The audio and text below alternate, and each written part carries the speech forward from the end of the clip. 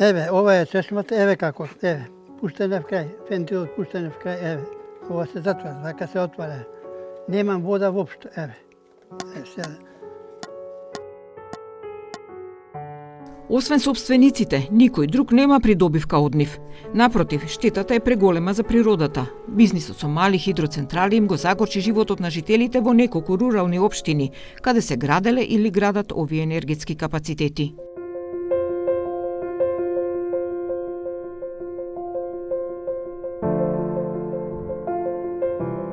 Милислав Војчевски е жител на селото Локвица, Македонски Брод. Оваа убава природа порано привлекувала многу туристи, кои доаѓале претежно од урбаните средини. Но денеска овој крај се соочува со недостиг на вода, проблем кој ги одвлекува посетителите. Тој извор што даваше за Локвица, Советот на општина Брод потпишал некој документ и го дал на централава. Со тоа нас изворот ни го одземат. Ни дава 3 литри во секунда и тие 3 литри неколку пати одиме, не течат по цревото, нема ни мерач, значи наместено, ни па течат, ние го подигаме цревото со шипка пред влезот. Црево има наместено, али нема проток ни цревото. Еве колку вода има. Сум правил тука инвестиција, сум вложил камени, све, а без вода, шо без вода? Нека гледате. И сега неќе никој да седи, ни деца не идете, шо ќе иде без вода? Додека не го вратат изворот. Или да дадат баре 6 литри, ама да биде тоа сигурно нешто. Или со камера снимано, пошто има струја горе. Од централата. Вода нема да има. И Ѓорѓија Велјановска, жител на селото, вели дека проблемите со водата почнале откако била изградена хидроелектраната. Проблемот е озгора со од кој е направена хидроцентрала. А иначе до тога да пукне сме се наоѓале, сме збирале пари, сме си купувале, сме си менувале цевки. Ама од кој е направен ова, тие ги имаат проблем. Не само во Локвица, жителите велат дека ваквите градби го направија неподнослив животот и во останатите села на Македонски Брод, како Вир и Крапа. Зошто изворот наш, горе од кај што е водава, нашиот водовод земен, зошто тој извор го зафатиле за таа хидроцентрала? Не требало. Тамо имат 18 извори и повеќе. Овој извор не требало да го зафаќа за хидроцентралата, што е за нас, од кај што е водоводот спроведе. А тие и тој извор го зафатиле со таа хидроцентрала што е прави. Јас моментално немам вода сега 12 дена овдека, кај мене. Ама не е до тамо, овдека е запушена некаде, не можам. Водава е нечиста многу и се запушуваат огрлици, други работи. Тие изгледа со булдозери работат тамо горе, некош. И кој ќе треба да ја одвратат водата, толку земја овде надоаѓа, ви кажав ја. Овие се цевите ФИС 160, главните цеви, не се мали. Меѓутоа се преполни со ѓубре, со земја. Од општина Македонски Брод потенцираат дека им носат вода за пиење со цистерни. Ние излагаме како локална самоуправа во пресет на селата, имаме цистерни од противпожарната бригада тука и носиме, им се снаоѓаме, им носиме вода за пиење, се со цел селаните да имаат барем основните потреби за живот. Од изградбата на малата хидроцентрала на Крапска река се жалат и жителите на село Крапа. Со глобосо, со го разрушија со камиони, тешки камиони да тука, шлепери, не шлепери, тука овие големиве камиони што се со песок, со едно друго, цимента и браната и централава, сето цимента и патоци отречи си разрушени, никој не превзема да се мерки за патот нешто да се поправи.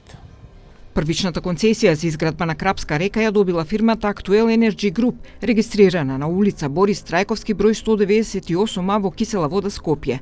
Во 2020 година хидроелектраната ја превзема компанијата Global Energy Group ДОЕЛ Скопје со адреса на улица Шекспирова во Карпош, Скопје. Оваа компанија има странски капитал, а како сопственик се јавува Слободан Јовановиќ со адреса на живење во Линкопинг, Шведска. Скуп обара изјава и од двете компании, но оттаму не добивме никаков одговор. Уништените шуми, реки и патишта, како и загадувањето на водата за пиење, предизвика серија протести против овие проекти.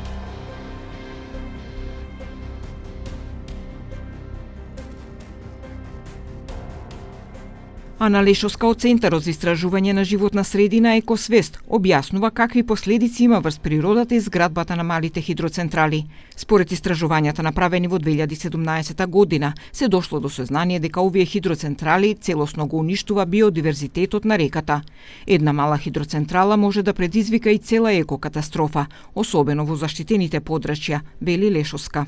Буквално малата хидроелектрана прави сегменти од реката, со тоа што имаме еден сегмент на реката пред зафатот кој е во еколошка солидна состојба, таму се пронаоѓаат и ретки ендемични видови, значи еколошки статус е многу добар, солиден пред зафатот.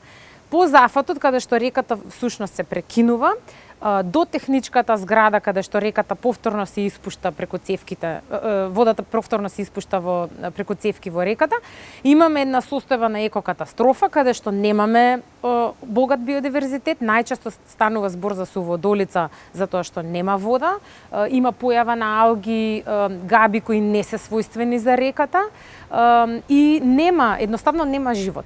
Местата каде што се градат хидроцентралите се недопрена природа, додава Лешовска, и при изградбата на овие објекти за да се направи пристапен пат се сече голем дел од шумата, што дополнително возможува и илегално сечење дрва. Особено голем проблем е што во нашава земја не постои законска регулатива, која ќе ги обврзе произведувачите на електрична енергија да задржат еколошки проток на реката. Големо влијание малите хидроцентрали имаат и врз мерстењето на рибите, но исто така и врз целата екосредина околу неа. Прашањето со малите хидроцентрали беше нотирано и во извештајот на Европската комисија, каде беше нагласена препораката за користење на обновливи извори на енергии, наместо се почесто случаи со изградба на вакви хидроцентрали, кои имаат огромно негативно влијание врз еколошката средина. Експертите велат дека Македонија има голем број сончеви денови годишно, но на овој план се уште нема ништо. Скуп побара став од владата за ваквата препорака, но оттаму ни одговорија дека според нив и малите хидроцентрали се обновливи извори на енергија. Електричната енергија произведена од енергијата на водата исто така се класифицира како енергија која е произведена од обновливи извори. Стратегијата за развој на енергетиката до 2040 година, која е усвоена од владата во декември 2019 година, главно се стреми кон поттикнување на производство на електрична енергија од сонцето и ветрот, додека изградбата на нови мали хидроцентрали треба внимателно да се процени во однос на влијанието на животната средина, наспроти придобивките од произведената електрична енергија.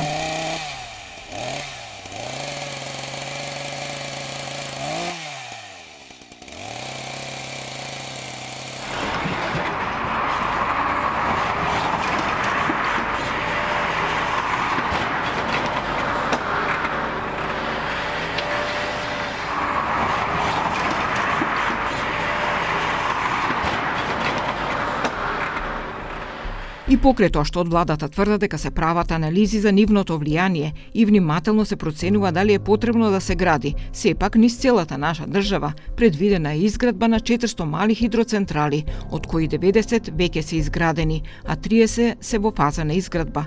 Голем дел се наоѓаат или ќе се изградат во заштитени зони, како на пример на Шара, на Осогово и други планини, кои се или треба да бидат национални паркови. Мирослав Богдановски, пратеник од партијата Дом, вели дека не само што се уништува реката и живиот свет во неа, туку и околното население останува без вода за пиење. Наместо да се запре изградбата на мали хидроцентрали, што е тренд во светот, кај нас владата ги субвенционира, што значи ги поттикнува да ги градат. Имам информација дека од 30 до 40 милиони денари на годишно ниво се субвенционираат овие мали хидроцентрали. Најверојатно, оваа субвенција е една од причините за толкав голем интерес за изградба на мали хидроцентрали. Еве, например, во Европа, поради штетното влијание во Европа се срушени околу 400 мали хидроцентрали, а во Америка од 1993 до 2017 година повеќе од 1000 мали хидроцентрали се уништени, односно се срушени. Изградбата на овие хидроцентрали директно задираат во основното човеково право на чиста вода за пиење. Граѓаните плаќаат даноци, а од друга страна, од одлуките на самата држава остануваат без вода. Случајот со село Крапа, мислам дека Македонски Брод, каде што е изградена мала хидроцентрала, селото е останато без вода. Со самото градоначалникот преку цистерни го снабдувал селото со вода за пиење, што според мене Нели, тоа сепак е трошок на општината, општински пари што се трошат за нешто што што е на сите нас, на сите граѓани.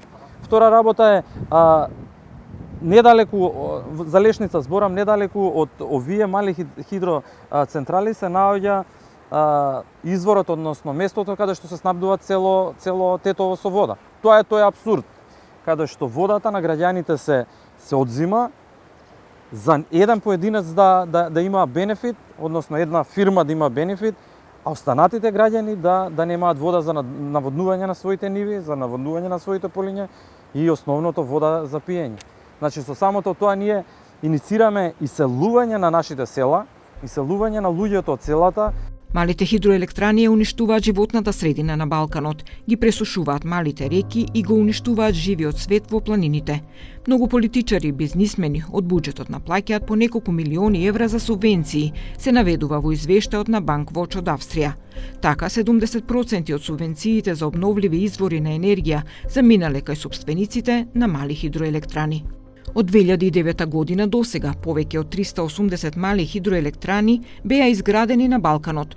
Во Македонија во 2009 година имало само 17 мали хидроелектрани, додека во 2019 дури 96. Повеќе од нас има само Србија.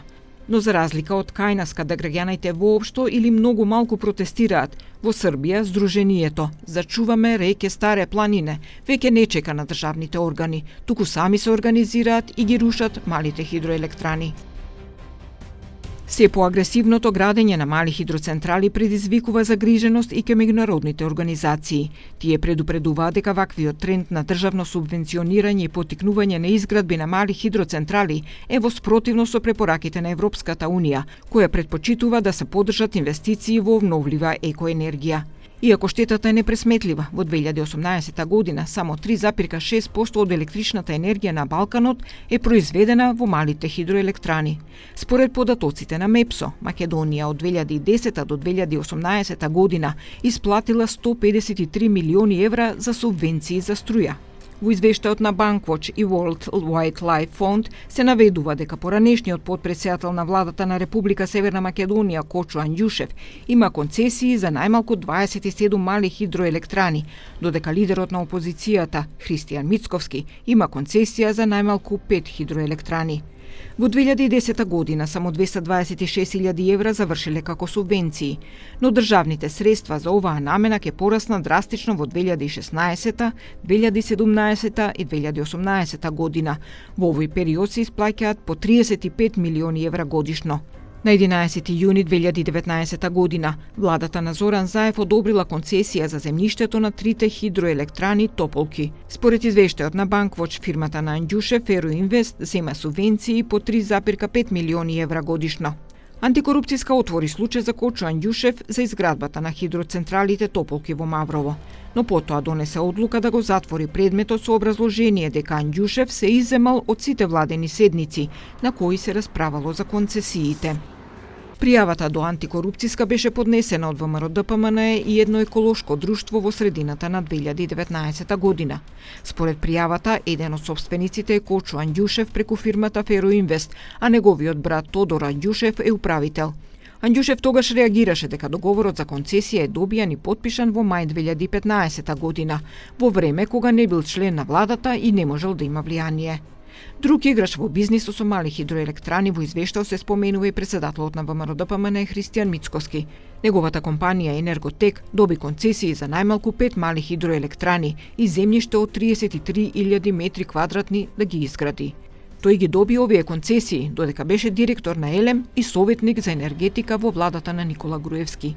Мицковски во едно интервју изјави дека ги продал собственичките удали во малите хидроцентрали и не е веќе дел од бизнисот со електрична енергија.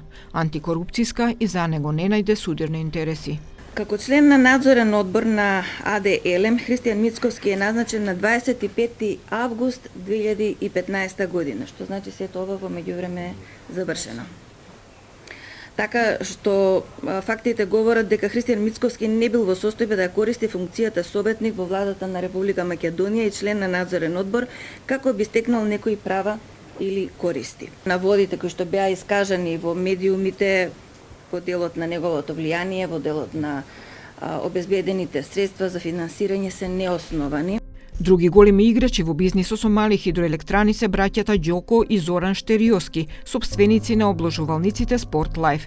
Тие имаат концесии за 12 мали хидроелектрани. Некои од овие концесии се многу контроверзни, бидејќи се издадени во заштитени подрачја, како Националниот парк Маврово, Тресонечка и Рибничка река. Според пишувањата на порталот Фактор, минатата година 5 компании оствариле милионски профити. Така најмногу пари во 2019 година направил Сол Hydropower со 1,5 милиони евра. Следена листата е МК ДООЛ со приходи од 1 милион евра, Hydro Energy Group со приход од 900.000 евра, Монтинг Енергетика Тиквеш 672.000 евра. Како последен на оваа топ 5 листа е Вардар Хидро со 377.000 евра.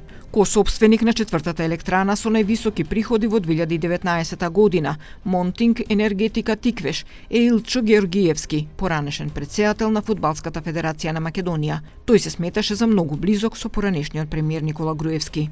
Додека собствениците на малите хидроцентрали бројат милиони добивка, граѓаните продолжуваат да протестираат во одбрана на природата, но и против поскапувањето на електричната енергија за 7%. Дали институциите ќе застанат на страната на граѓаните или пак ќе се водат од интересите на моќниците во енергетскиот сектор, останува да се види.